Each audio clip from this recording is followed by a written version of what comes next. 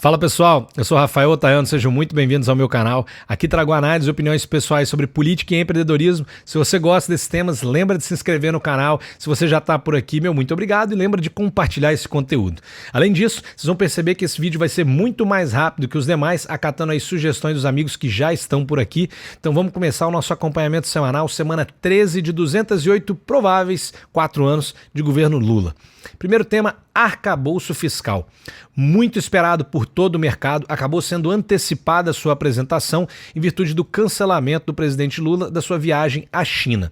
Isso foi muito bom pelo aspecto de ansiedade, né? O mercado já estava querendo o que ia acontecer, porém não foi tão bom assim quando a gente faz uma análise nua e crua. Não sou economista, mas pelo que já li e troquei ideia com alguns amigos que são, realmente parece algo que é muito mais igual a um presente. Por fora é muito bonito, mas por dentro de fato vem uma surpresa. E essa surpresa não parece ser tão boa. O governo fala de limitar o crescimento das suas despesas, né, a 2,5% no caso de um ano que tenha sido bom de arrecadação, no ano anterior, né, ou incrementar só em 0,6% do PIB, se foi um ano onde você teve um pouco de déficit ou não teve uma arrecadação tão grande. Mas qual que é o problema? O governo, no final das contas, só fala de aumentar os seus gastos. E em momento nenhum eles falam de diminuir os seus gastos. E eu sei que você do outro lado pode estar pensando, Rafael, mas se a gente for tratar de educação, de saúde, a gente sempre quer gastar mais. Olha, não é assim. Lamento te dizer, mas hoje o Brasil investe tanto em educação quanto muitos países de primeiro mundo. O problema não é a falta de dinheiro, o problema é a gestão que se faz desse dinheiro, a forma como ele é aplicado, como são feitos os controles, como são feitos os gatilhos, as melhorias, né? Então esse acaba sendo o grande problema do Brasil. Não é falta de dinheiro, é falta de gestão com o que está sendo disponibilizado já, imediatamente. Então quando você olha para um horizonte onde você só aumenta, só cresce as despesas, necessariamente você vai depender de aumentar também a sua arrecadação. E este é o ponto que muita gente está ligada, porque o aumento de arrecadação, quando se fala de um estado que tende a inchar, meus amigos, só tem uma forma: aumento de impostos, que pode ser novos impostos ou pode ser, e esse é o que ninguém vê, a mudança das alíquotas de imposto de uma série de produtos, né? Então assim, acaba que pode falar para você, como disseram na reunião, que não vão ser criados novos impostos, mas ninguém garante que vão ser mudados aqueles impostos já existentes, né? Então assim, outros dados que são importantes, e eu acho que para mim pelo menos chamaram muita atenção, é o fato do governo ter desenhado uma curva onde o primeiro número deles é que o governo esse ano teria um déficit de 0,5%, quando na verdade há 8 dias atrás ou uma semana atrás o próprio governo informou esse dado seria de 1%. Então assim, o governo já não usou os números reais que ele mesmo tem. Então ele já começou assim, na apresentação gerando um cenário mais positivo do que efetivamente é, ou se distanciando da realidade, né? Como ele quer convencer as pessoas que isso é uma apresentação bonita. E tanto é isso que ele traz dados consolidados dessa curva de déficit do poder público de 1990 e poucos até 2010, mas ele não incluiu, por exemplo, o período da presidente Dilma, que é quando você tem uma inversão gigante, o Estado gasta muito, o déficit é assim, inacreditável, né? Por que ele não colocou os números atualizados, por exemplo, até 2022, ou 2021, ou 2020, que seja a sua série histórica? De novo, para poder recortar a parte mais bonita do gráfico, que reforça aquilo que eles querem nos convencer. Isso não me parece uma relação transparente, já que não parte de premissas 100% verdadeiras ou pelo menos 100% apuradas, né? Então assim, muito do que o pessoal tem falado é o governo está dizendo que vai sempre se manter probo, não vai fazer gastos excessivos, mas não diz como e nem cita a parte de diminuição, só de crescimento da arrecadação, crescimento dos gastos, né? Então de novo, imagina você que antigamente era tudo processo e papel para um lado e para o outro, hoje é tudo digital, então talvez não tenha necessidade de ser um estado tão inchado, é o que eu falei, o problema não é falta de dinheiro, é falta de gestão. E nesse aspecto, o governo que quer inchar a máquina, colocar mais os seus amigos, é justamente o governo que está no poder, o governo do PT. Então, me alonguei um pouco mais nessa análise, mas acho que é importante, porque você vai perceber que nos próximos assuntos tem alguma conexão. Segundo tema, mais impostos nos combustíveis. Se falou da monofasia, que é justamente o recolhimento do imposto uma única vez em toda a cadeia nos combustíveis. Isso é muito bom, preciso dizer isso, já que você tem um alto índice de sonegação fiscal. Essa é a palavra que eu estava buscando aqui, não estava me recordando, né? Sonegação fiscal nos combustíveis chega a mais de 14 bilhões por ano. Então, ao fazer a monofasia, o que significa isso? Recolher os tributos no início da cadeia, seja na refinaria, seja na usina, isso vai ser muito bom. Porém, agora também eles vão ter uma alíquota fixa em valor. Até hoje, o ICMS é cobrado, vocês devem se recordar, num valor que a gente chama de PMPF, que é o preço médio ponderado final, com base nos preços que são praticados, e uma alíquota percentual que varia de estado para estado. A tendência agora é em todo o Brasil esse valor ser um único valor fixo, conforme foi dito no diesel, no gás de cozinha também, na gasolina e até no álcool anidro. Qual é o problema, então? Rafael, conta pra gente. O problema sempre existe, né? É que ao fazer essa alíquota, por exemplo, no diesel de 0,9456 centavos, mais ou menos, a premissa média de aumento em todo o Brasil é de cerca de 28 centavos, para vocês terem ideia. Para mais ou para menos, tá, pessoal? Isso não é bem específico porque já não é igual em muitos estados. Mas a média é que vai ter um aumento no óleo diesel, isso acontece a partir de 1º de maio, né? Então, se tem aumento de imposto, tem aumento de arrecadação. Então fiquem de olho nisso. E se há novamente aumento de arrecadação ou aumento de preços, também você vai ter inflação, que vai na contramão do que o governo está querendo agora, que é justamente baixar a taxa de juros. Olha como é que vai acompanhando. Por outro lado, para o novo arcabouço fiscal é excelente, porque eles aumentam a arrecadação. A mesma coisa acontece na gasolina e no álcool, que eles colocaram que esse valor fixo vai ser de cerca de 1,45. Na gasolina, num primeiro momento, estimou-se um aumento de até 70 centavos no litro da gasolina. Olha o impacto disso.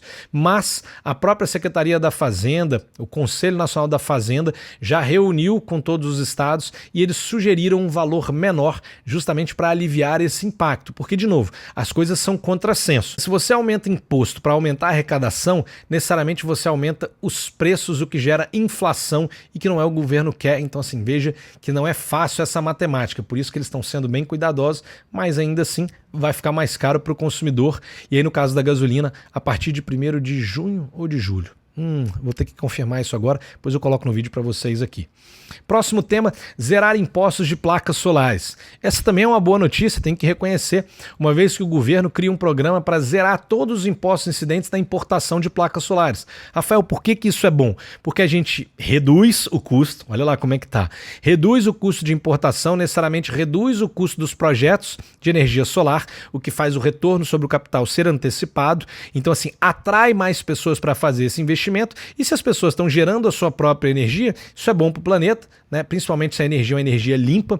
Segundo, você disponibiliza mais energia no sistema para outras demandas, outras necessidades, né? Então assim, você gera ainda, querendo ou não, uma parte econômica de novas pessoas trabalhando, fazendo novos projetos, criando mais, gerando um movimento na economia. Então assim, eu acho que é bom esse processo. O que eu fiquei atento é que eles falam que as empresas que vão poder se beneficiar disso são as que estão no programa. Então assim, eu não sei o quanto amplo o programa é ou quanto ele gera algumas restrições, né? Então isso talvez pode ser um gargalo, espero que não.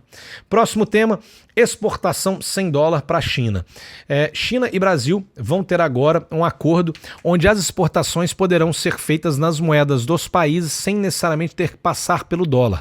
A ideia aqui, e também acredito ser positiva, é justamente a diminuição de burocracia e dos custos de transação, né, para todos aqueles que exportam, sabendo inclusive que isso poderá ser uma escolha. Aqueles que desejarem fazer os seus contratos em dólar ainda poderão o fazê-lo.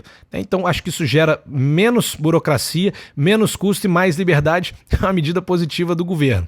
O que a gente tem que ficar atento, né? Por outro lado, os Estados Unidos não vai gostar muito disso, que o Brasil, também seu parceiro comercial, agora esteja transacionando com a China na moeda da própria China.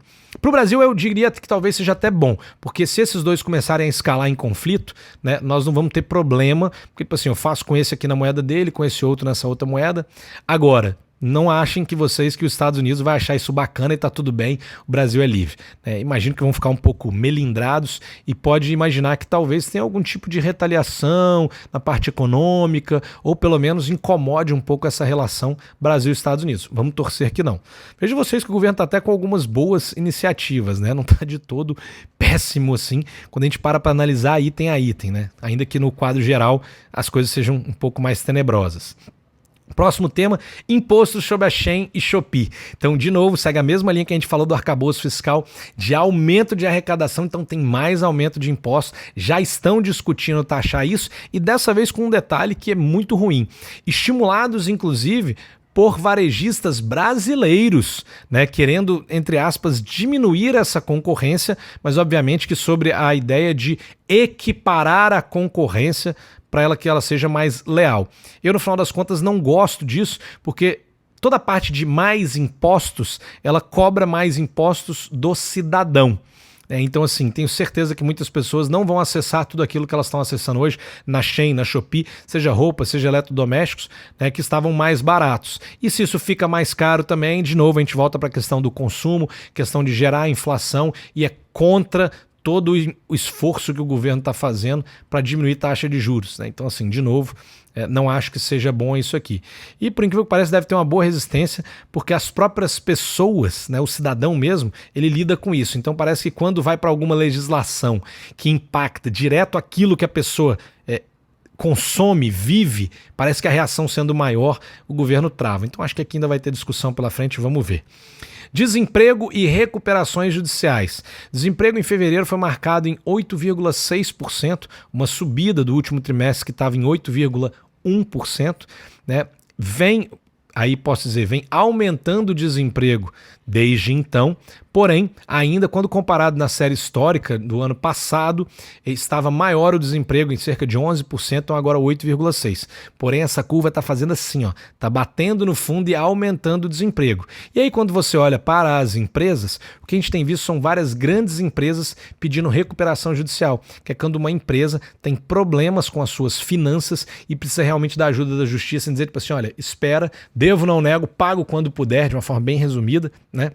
E para eu continuar operando, eu preciso dessa pausa para eu me organizar, né? Onde as pessoas não podem me cobrar, onde eu postergo meus pagamentos, né? Justamente na ideia de preservar as empresas, preservar os empregos.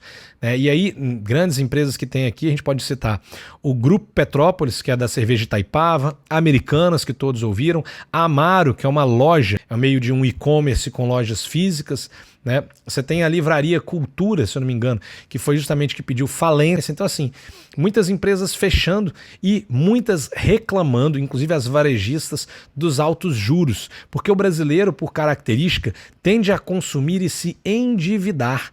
Sabe aquela ideia do carnezinho ou aquela ideia do dividir muitas vezes no cartão de crédito? Essa é a maneira que o brasileiro faz. Só que quando os juros estão muito elevados, acaba que as pessoas se endividam ao ponto de ser insustentável. Logo a tendência da pessoa é falar, cara, eu não quero me endividar assim, eu não vou consumir. Então os varejistas começaram a sentir e por isso mesmo estão pedindo, vamos dizer assim, essa ajuda do governo para forçar a baixar os juros, porque eles também têm o interesse de venderem, né? Então, assim, o que é pior disso tudo? É que muitas vezes você vê pessoas da iniciativa privada que seriam grandes líderes, grandes lideranças, são pessoas inspiradoras pela sua trajetória como empresário, mas diferente de pedir para o país se organizar, para as contas estarem em dia, para ter redução de impostos, enfim, não, eles estão pedindo para baixar os juros e meio que fazem isso como se o governo tem que lidar com isso e tipo assim, esquecem que tem uma série de fatores para fazer. Nas suas empresas eles se organizam, mas no governo eles não exigem isso, fica só também dando eco a esses pedidos meio, a Deus dará, assim, né? A gente sabe que isso não vai levar a lugar nenhum, tem que fazer o dever de casa. Próximo tema, avaliação do governo. Os primeiros 3 meses do governo Lula, avaliado como bom por 38% das pessoas. O que é mais interessante, se assemelha muito aos primeiros 3 meses da avaliação do governo Bolsonaro, que era tido como uma das piores até então, né? Então veja, muita gente desconfiada, e tanto é isso, que vocês já devem ter visto muita gente desembarcando, né, do governo Lula, no sentido de fazerem críticas, apoiadores, né, já falando, eu não tô vendo, o governo não realizou o que eu imaginava, não tá sendo bom. Então, assim, todas essas questões estão repercutindo, e acho que inclusive por isso que o governo começou a querer antecipar um pouco mais de demonstrações do que está aí para fazer, justamente para tentar dizer, olha, calma que não é assim.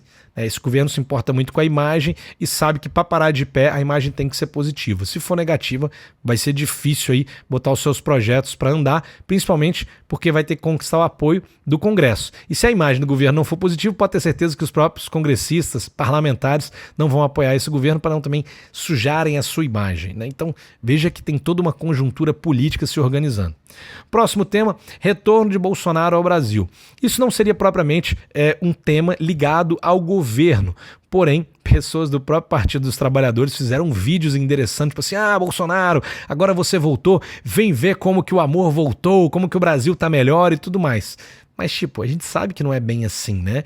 E, por outro lado, o que acaba acontecendo é que esse é mais um episódio que vai tirar um pouco da atenção do governo, porque, querendo ou não, eles têm uma preocupação direta com o Bolsonaro. E qual é essa preocupação? O ex-presidente tem uma alta popularidade, tanto é que já se fala que ele voltou para liderar a oposição ao governo Lula, então se assim o fizer, realmente vai ser mais trabalhoso para o governo.